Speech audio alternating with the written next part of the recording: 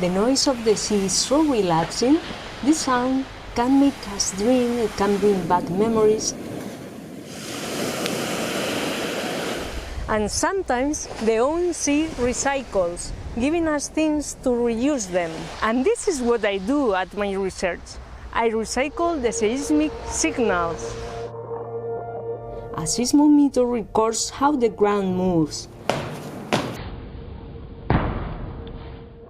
Earthquakes produce large ground motions that we seismologists use to depict the interior of the Earth.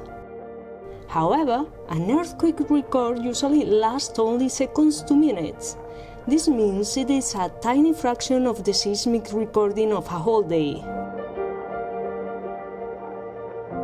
For years, the rest of the recording was thrown away, considered useless. Indeed, this part of the signal was called noise. But 10 years ago, seismologists started to use this noise to infer the structure of the Earth.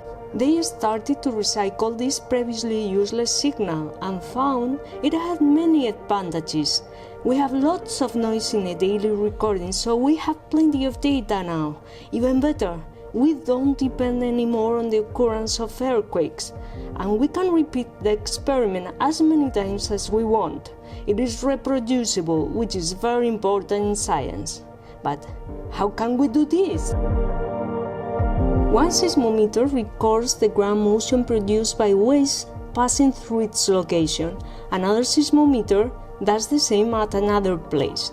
Then, what happens when some waves travel a similar path between both seismometers and are recorded by them? Both records will be very similar. By comparing these records, we can then infer how are the rocks between these instruments.